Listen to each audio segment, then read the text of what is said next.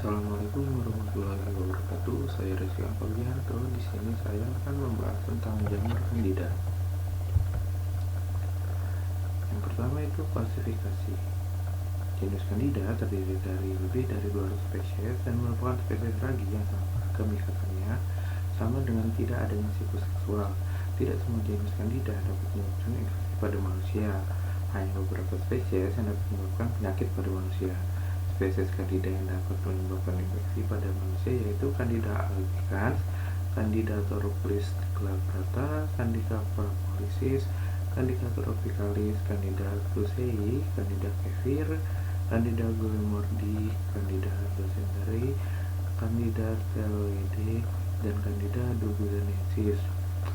Selanjutnya, klasifikasi Candida albicans yaitu sebagai berikut dengan contoh gambar yang bisa dilihat ya, yaitu dari Kingdom fungi, Phylum Ascomycota, Subphylum Saccharomycotina, kelas Saccharomycotes, ordo Saccharomycotales, famili Saccharomycotaceae. Genus Candida, spesies Candida albicans dengan sinonim Candida steloideae dan Oidium albicans. Selanjutnya, morfologi dari Candida albicans adalah sel ragi bertulang tipis, gram-positif, tidak memiliki kapsul, berbentuk oval hingga bulat dengan ukuran 3-4 nanometer. Candida albicans juga membentuk sel ketika tunas-tunasnya terus bertumbuh, tetapi gagal melepaskan diri sehingga menghasilkan rantai-rantai sel panjang yang bertakik atau menyempit pada lokasi penyekatan di sel Candida albicans bersifat dimorfik. Selain ragi dan sel hifa, Candida albicans juga dapat menghasilkan hifa sejati. Candida albicans berkembang biak dengan cara memperbanyak diri dengan spora yang tumbuh dari tunas yang disebut dengan blastospora.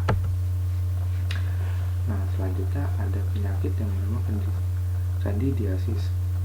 Candidiasis atau candidiasis adalah infeksi jamur yang disebabkan oleh jamur Candida albicans. Infeksi jamur ini biasanya terjadi di kulit, mulut, dan organ intim. Jika tidak mendapat penanganan, infeksi akibat jamur ini bisa menyebar ke bagian tubuh lain, seperti usus, ginjal, jantung, dan otak. Nah, selanjutnya adalah gejala candidiasis. Candidiasis mulut atau trus yang pertama itu bercak putih atau kuning di lidah, bibir, gusi, langit-langit mulut, dan pipi bagian dalam.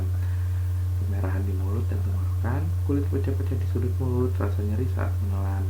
Nah, selanjutnya ada candidiasis vulvovaginal. Yang ada pertama yaitu rasa gatal yang ekstrim di vagina, rasa nyeri dan terbakar saat buang air kecil, rasa tidak nyaman selama berhubungan intim, pembengkakan pada vagina dan vulva, keputihan yang menggumpal. Selanjutnya ada candidiasis kulit. Yang pertama yaitu ruam yang gatal di lipatan kulit seperti ketiak, selangkangan, sela jari, atau di bawah payudara, kulit yang kering dan pecah-pecah. Dan terakhir yaitu candidiasis telinga dengan gejala kemerahan pada telinga, nyeri telinga, pembengkakan, gatal pada telinga, kulit telinga mulai terkelupas, telinga berdenging, keluarnya cairan berwarna putih kental dari telinga. Nah, berikutnya ada penyebab dan faktor risiko candidiasis. Pada keadaan normal, jamur Candida memang hidup di kulit dan beberapa bagian tubuh, seperti mulut, tenggorokan, saluran cerna, dan vagina, tanpa menyebabkan gangguan kesehatan. Namun, jika jamur Candida berkembang biak tanpa terkontrol atau masuk aliran darah, ginjal, jantung, otak, hal ini dapat berbahaya bagi tubuh.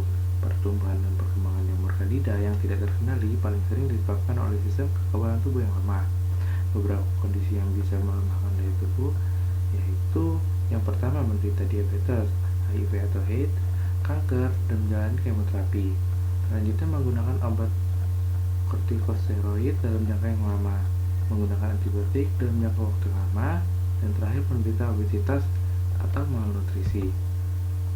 Selain itu, beberapa faktor berikut juga dapat meningkatkan risiko terjadinya candidiasis pada kulit dan area kelamin, yaitu yang pertama cuaca yang hangat dan lembab, kebiasaan jarang mengganti pakaian dalam, kebiasaan menggunakan pakaian tidak menyerap keringat, dan kebiasaan pribadi yang buruk. Nah, selanjutnya itu ada pengobatan dan pencegahan kandidiasis. Tujuan pengobatan kandidiasis adalah untuk mengatasi infeksi dan mencegah terjadinya komplikasi. Saat sudah didiagnosis mengalami kandidiasis, dokter akan memberikan obat anti jamur sesuai dengan lokasi dan tingkat keparahan infeksi. Obat anti jamur yang dapat digunakan yaitu adalah sebagai berikut ya. Bisa dilihat sebagai contoh atau sebagai referensi jika terkena penyakit kandidiasis. Oke, berikut adalah yang sudah saya sampaikan. Terima kasih dan semoga bermanfaat.